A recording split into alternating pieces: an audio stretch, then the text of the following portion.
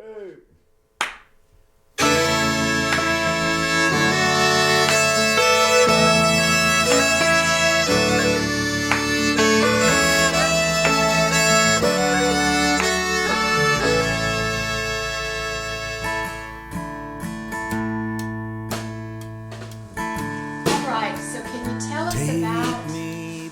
brothers and sisters, from the oldest to the youngest, what you can remember, the good points, the bad points, the in-between points.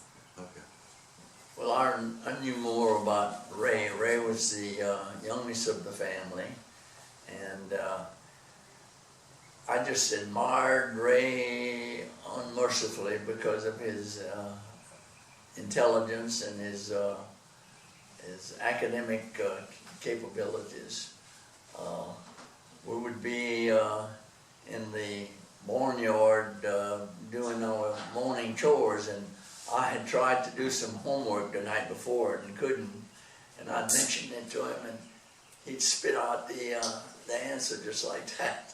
So I really enjoyed him as a younger brother, and admired his capabilities. And unfortunately, Nolan was the one right older than me, but we had more time frame between Nolan's birth and my birth and Nolan's birth than we had in any of the rest of the family. And so my association with Nolan was a little bit different than Ray, because Nolan and I were we were a little different because of our ages. JD, I like to tell a story about JD. Thank you, buddy.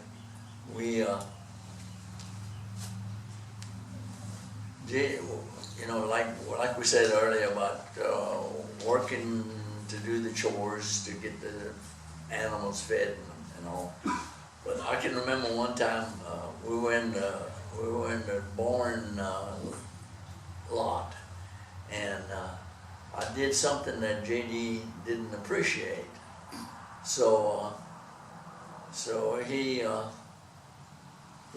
called me over to him. He was gonna express his dissatisfaction with what I had done, but I knew enough to protect myself. So I proceeded to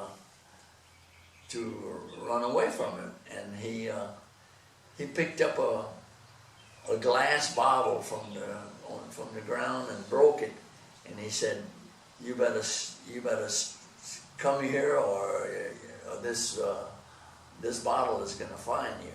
Well, being as unrealistic as I was, I started running away from him.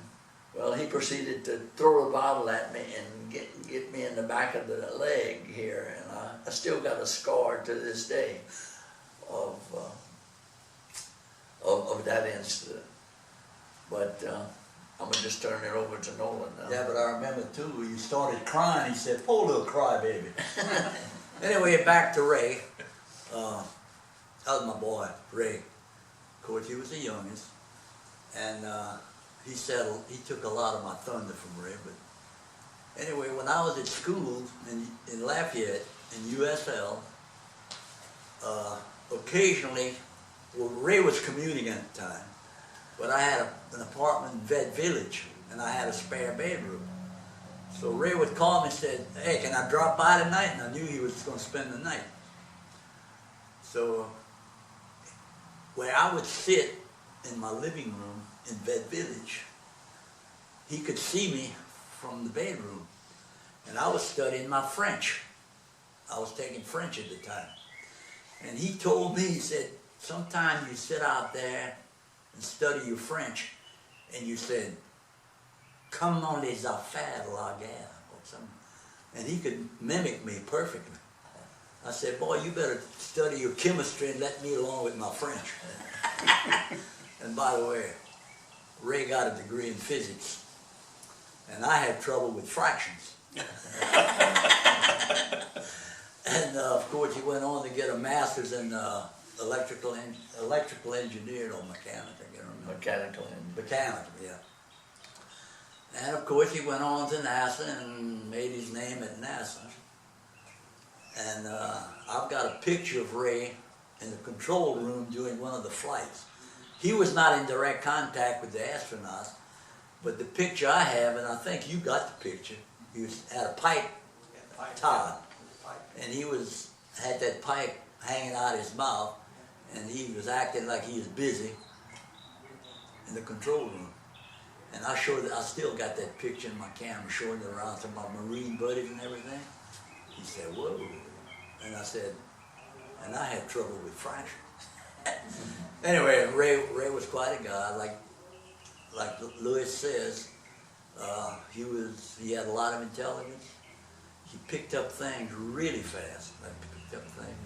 I can remember Ray was majoring in physics at the time, and for some reason he had a problem.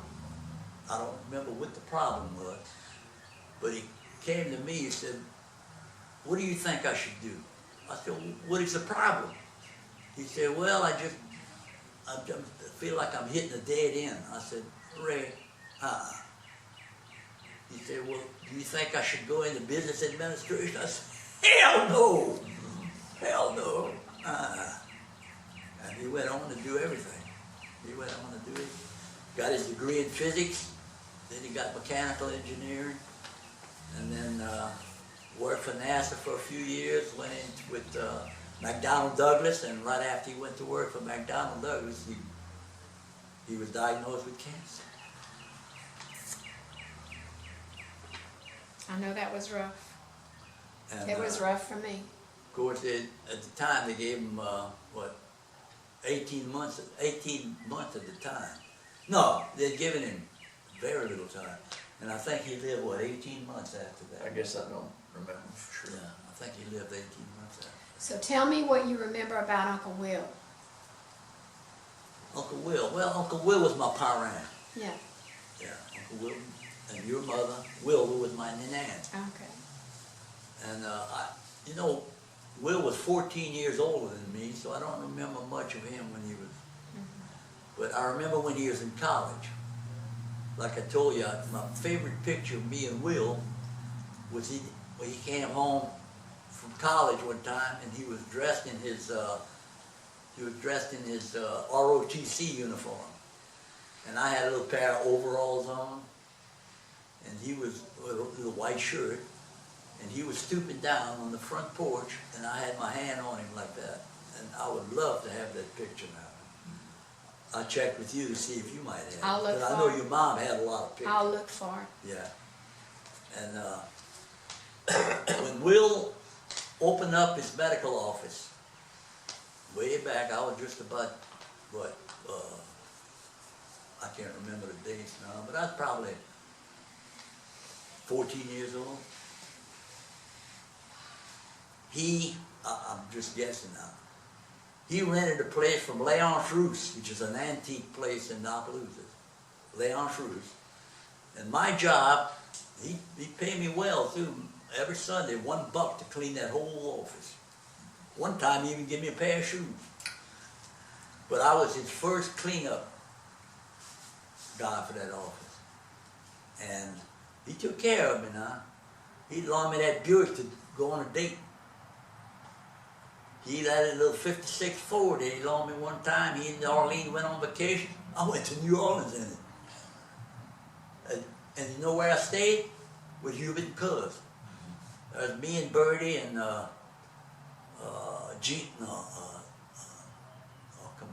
Slip. What was Slip's name? I can't remember.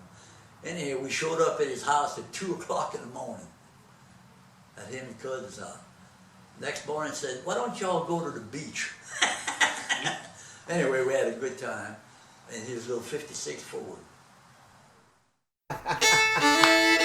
1, 2, 3.